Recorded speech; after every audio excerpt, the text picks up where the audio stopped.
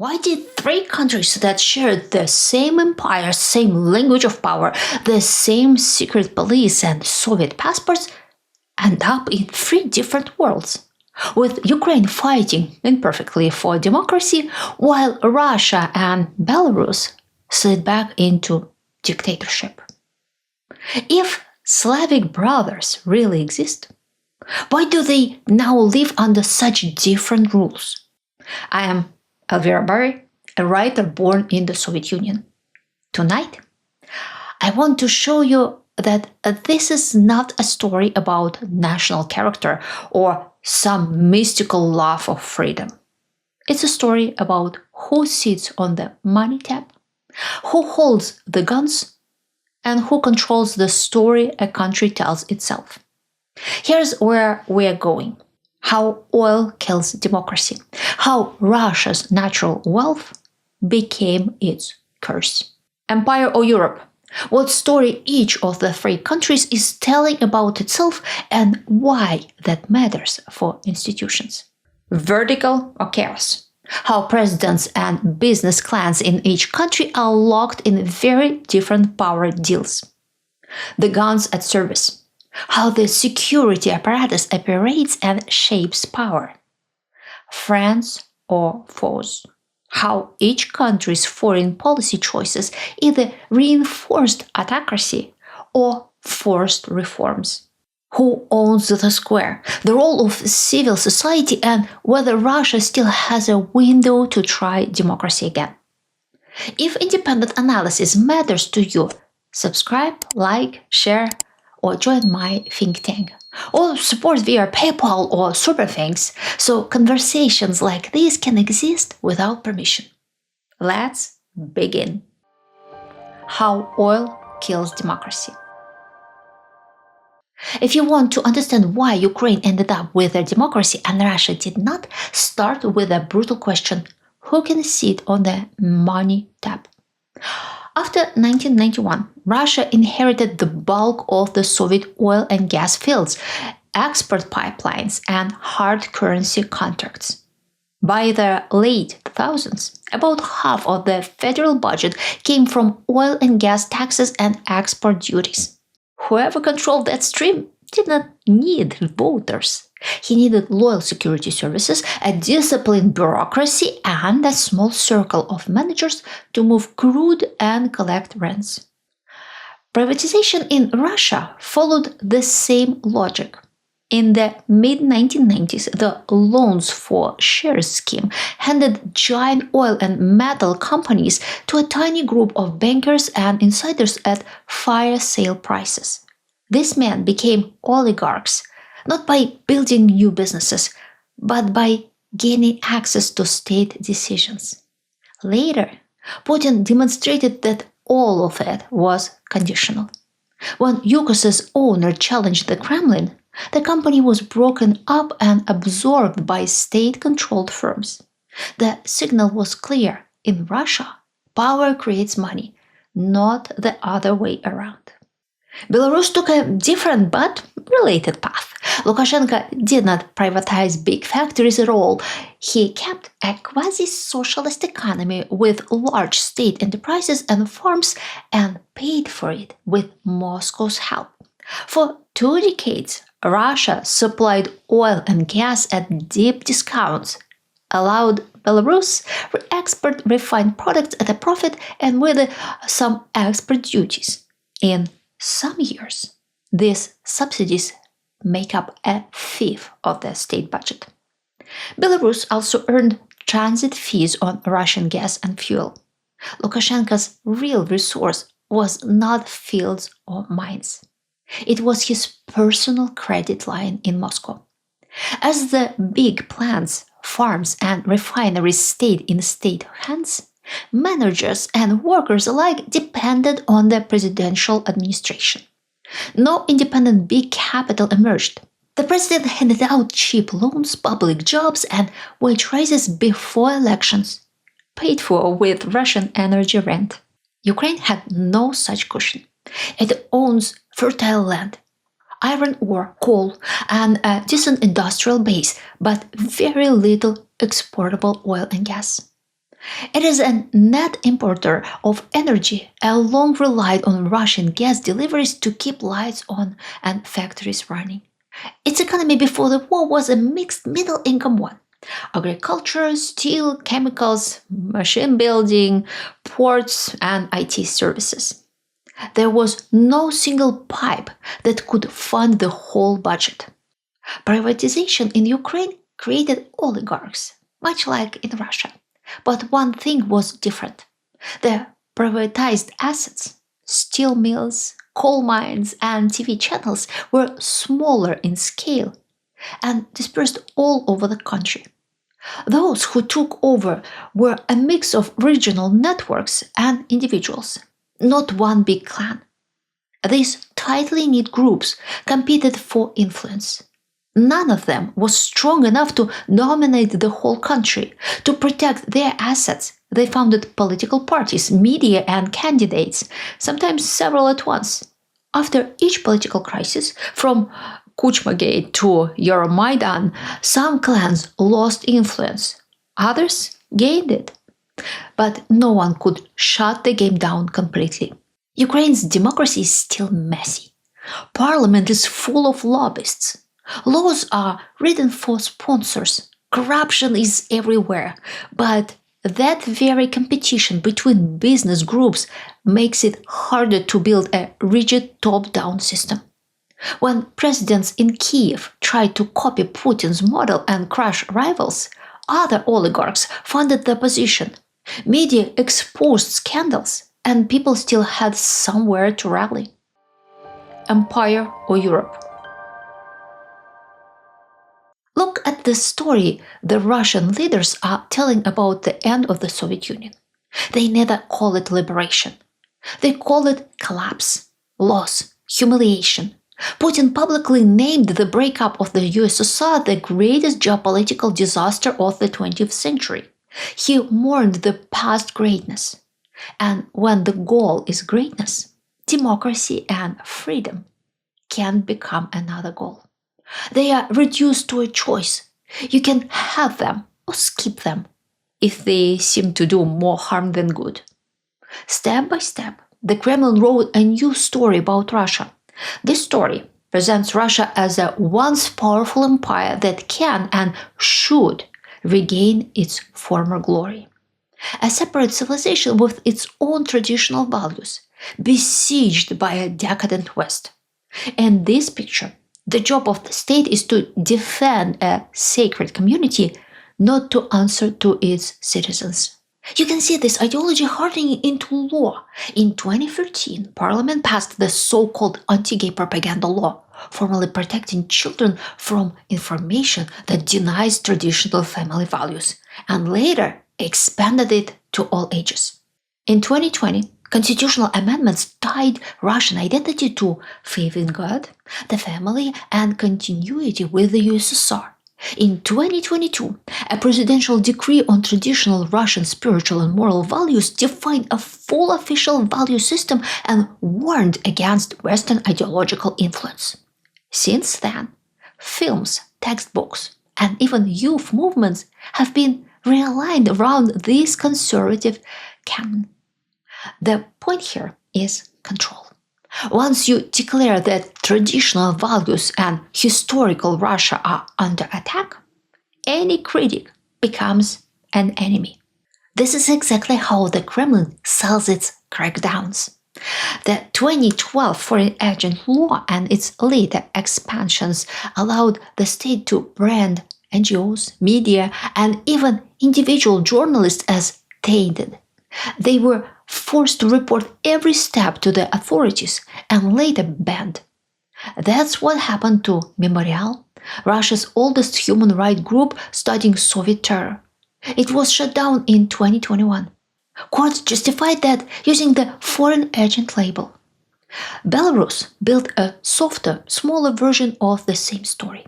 Very early, Lukashenko pushed back against a new national identity and brought back a modified Soviet flag and Russian as a state language. Later, his ideology froze around one idea, where a small Soviet museum that survived, and any change brings chaos. The 2020 protests briefly showed another Belarus. White, red, white flags, talk of real sovereignty. But that story was beaten off the streets with clubs and prison terms. Ukraine took longer to decide who it was, and the fight was noisy. Oligarch-owned TV channels pushed different stories, but over time, one thing crystallized. Normal life was imagined as European life, a life like the people in the West live. During Euromaidan, journalists and activists did not defend some unique Ukrainian civilization. They defended rule of law, integration with the EU, and human dignity against a corrupt president. Vertical or chaos. Russian system of governance is often described as the power vertical. That's an accurate label. The system is extremely top-down. The Kremlin spent 20 years building it this way. The first step was to seize the megaphone. In the 1990s, national TV still had real pluralism. The turning point came in 2001, when the state-controlled gas giant Gazprom took over NTV. By then, it was the only major national channel openly critical of the Kremlin. Soon after, the smaller alternative channels, TV6 and TVS, were shut down as well. From that moment on, every Russian who left the TV on mostly heard one voice. On top of this media monopoly, Putin built a managed multi-party system. United Russia became the party of power, dominating parliament and regional legislatures. Elections still happen, but with tight control of candidates. Those who are deemed dangerous are not allowed to run under various pretexts. State media campaign for incumbents. Independent observers often report being pressurized. People can vote for decoration, but not to change who rules. When people took their outrage to the streets, the state rewrote the rules. After the big fair elections protests of 2011 and 2012, Parliament passed a package of laws that effectively demolished civil society. The foreign agent label and later the undesirable organization list turned NGOs, watchdogs, and independent media into legal targets. Offices were raided. Fines piled up. Staff were harassed. Many groups chose to close rather than operate under constant threat. Independent outlets like Meduza, Dozhd, or later the Moscow Times were branded foreign agents or undesirable. Publishing or even advertising with them now carries legal risk. After the full-scale invasion of Ukraine, new censorship rules banned calling the war a war. Dozens of remaining outlets were blocked or forced into exiles. Opposition politicians were treated the same way. The best-known case is Alexei Navalny. Poisoned with a nerve agent in 2020, he was jailed on his return to Russia. His anti-corruption foundation was branded extremist and dismantled. His regional offices were crushed. Finally, he died in a penal colony in 2024. Belarus is the hard version of the same logic. Lukashenko built his rule on loyal security services and a captured media space. Elections now deliver him around 80 to 90% of the vote. Real rivals are in prison or exile. Protests in 2020 were met with mass arrests and torture. Ukraine's power structure went another way, not because its politicians were kinder, but because they never managed to lock everything down. Big TV channels belong to competing oligarchs, not to one state company. During Euromaidan, some broadcasters tried to ignore the protests, but others covered them or split internally. Courts, regional elites, and business groups were also divided. That fragmentation is exactly what allowed mass protests in 2004 and 2014 to overturn fraudulent elections and force presidents out. The guns at service. Putin came to power as a man from the security services. Under him, the so-called siloviki, officers from the army, KGB, FSB, police, and other power ministries, moved into key posts across the state and big business. That matters. If your ruling class is built out of security people, it will see elections and protests as security threats, not as normal politics. Their first step to keep and modernize the tools of force. Russia inherited a huge army, internal troops, the secret services and riot police from the USSR, but the real upgrade came in 2016 when Putin created the National Guard, Rosgvardia. This new body took over the Interior Ministry's internal troops, OMON riot police, and SOBR special units, roughly 400,000 people, and put them directly under the president. Its mandate runs from public order and counter-extremism to help in territorial defense. In practice, it is a personal army for domestic use. When you see videos of men in blue camouflage beating and dragging away protesters in Moscow in 2019, that is Rosgvardia at work. Alongside this stands a quieter tool, the FSB and its regional branches, plus specialized police units like Center E for extremism. These bodies decide who counts as a terrorist, an extremist, or foreign agent. They open criminal cases, raid offices, and collect compromat. Over time, the legal and physical violence merged. Peaceful protesters, local activists, Navalny's network all ended up in the same machine of surveillance, persecutions, and beatings. Chechnya is a special piece of this puzzle. After Ramzan Kadyrov crushed anti-Russian separatism, he was allowed to build his own mini-army, notorious for torture and extrajudicial killings at home, and for brutality in Ukraine. Moscow buys his loyalty with money and autonomy. In return, he offers a force ready to suppress dissent not only in Chechnya, but, in his own words, anywhere in Russia, if needed. Belarus shows a smaller, more old-fashioned version of the same design. It kept the Soviet name KGB for its main security service and never really reformed it. During the 2020 protests, the KGB, together with OMON and other units, ran an unprecedented crackdown, mass beatings, and tens of thousands of detentions. Ukraine started from the same Soviet toolbox, but moved in another direction under pressure from below. Its own brutal riot police, the Berkut, became a hated symbol of violence after the killings on Maidan. The new government dissolved Berkut and later launched a police reform that created a new patrol police and tried, with mixed success, to clean up the force. Ukraine still has many unreformed structures, but the state never built a loyal internal army like Rosgvardia. Instead, when war came, a huge part of the fighting and logistics was carried by volunteer battalions and civil society networks. Self-organized units, crowdfunded equipment, citizens filling gaps that an underfunded state could not cover. Friends or foes? Russia's foreign policy after 1991 was largely about getting back lost status and territory.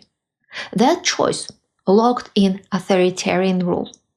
From the mid-1990s, Moscow's strategic documents and elite debates revolved around the near abroad, the former Soviet republics, as a special zone where Russia has privileged interests. NATO enlargement and EU expansion were framed as threats, not opportunities.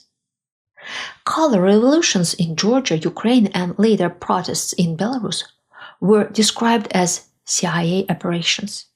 A system that sees neighbors' democracy as a security risk will not tolerate much democracy at home. As Russia grew richer on oil, its policy became more aggressive. In 2008, it fought a short war with Georgia and effectively detached Abkhazia and South Ossetia.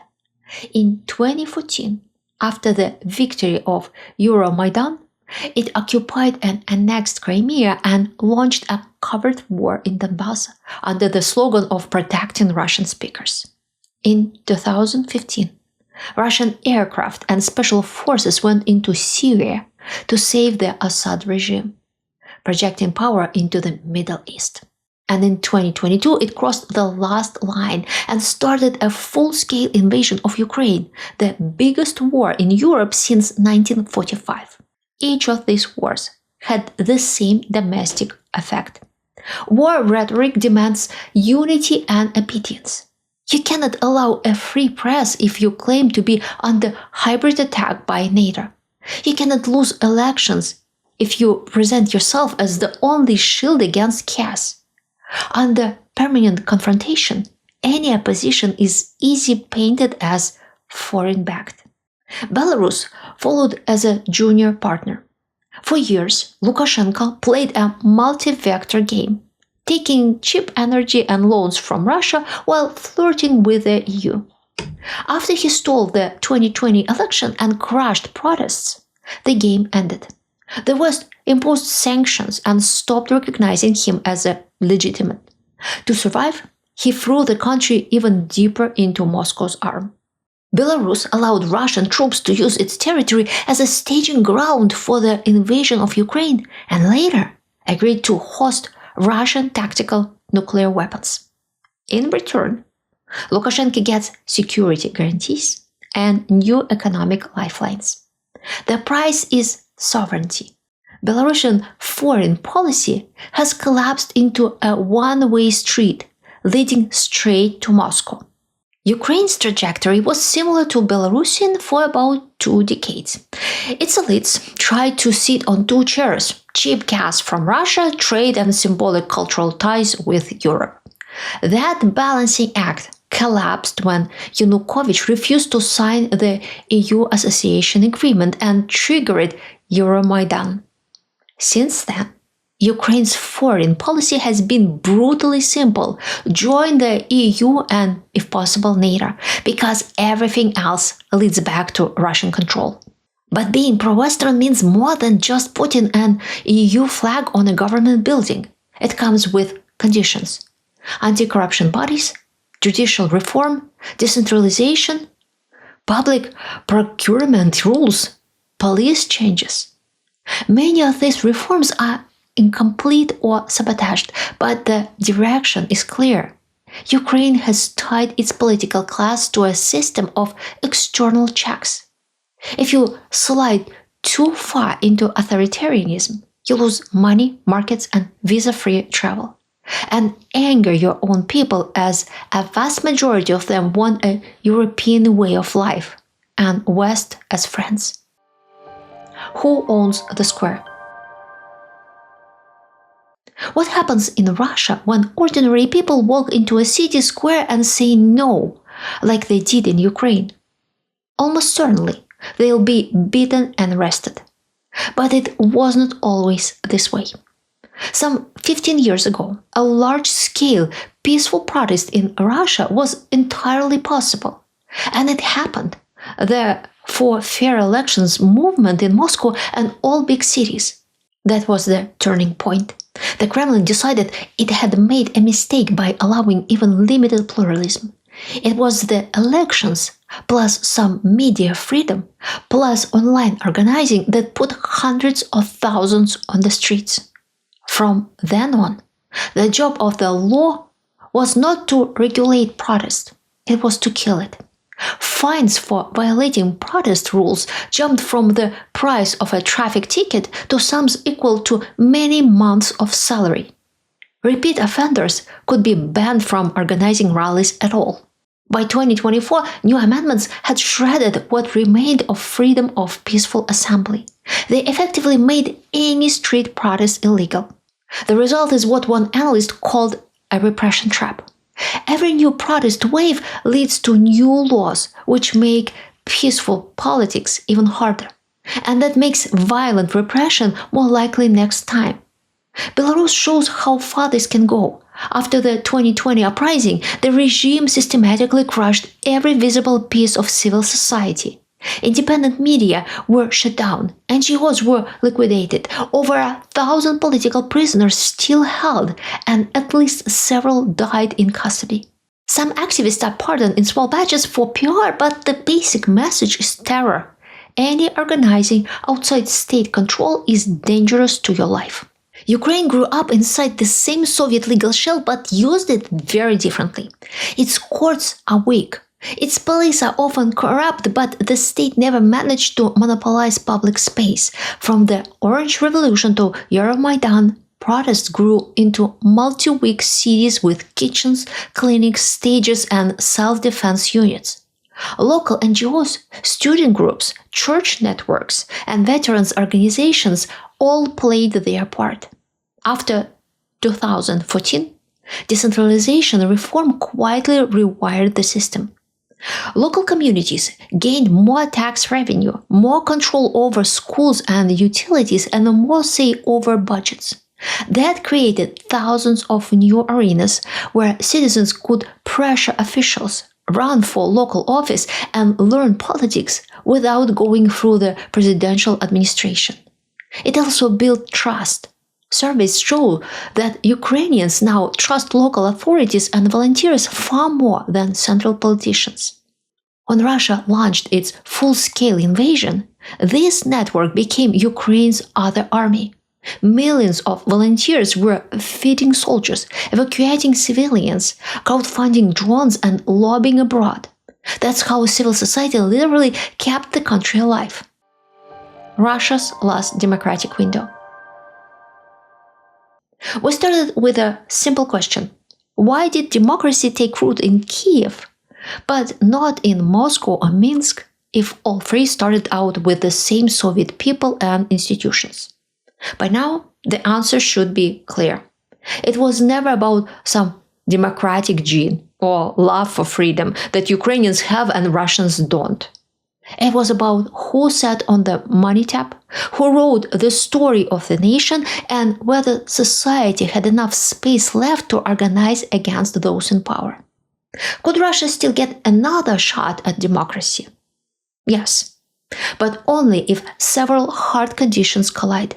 There has to be a real shock that cracks the current system, a visible failure in war, a deep economic crisis, or an elite split that the security services cannot quickly patch over. Oil and gas rents have to shrink enough that the Kremlin can no longer buy loyalty. Some independent networks, local initiatives, professional communities, regional elites have to survive inside the country, not just in exile. And when a window opens, there has to be a prepared minority ready to turn anger into institutions. If that window never appears, or if it is wasted, the path is predictable. More repression, more fear, more cynical laws, more brain drain, and economic stagnation. A state that relies on violence because it has nothing positive to offer. History shows that such systems can last a long time, but they do not age gracefully. The longer the repression trap works, the uglier the eventual collapse. For Ukraine, the lesson is also hard. Its democracy exists not because someone gave it, but because people are risking their lives every day to defend it. If those volunteer networks and communities weaken after the war, if oligarchs and warlords quietly take over, Ukraine can still slide backward to an authoritarian regime. So, I'll leave you with a question. If you look at your own country honestly, does it feel closer to the Russia-Belarus path, or to Ukraine's messy, painful, but still democratic path? And what is the biggest threat you see in your political system? Tell me in the comments. I read them, and they often shape which topics I tackled next. If this video helped you see the region a little more clearly, it would mean a lot if you supported my work by subscribing, linking, sharing, joining the think tank, or helping via PayPal or Super Thanks. That is what lets me keep doing long, detailed investigations like this one. Thank you for being here. Take care of yourself and take care of the fragile institutions wherever you live.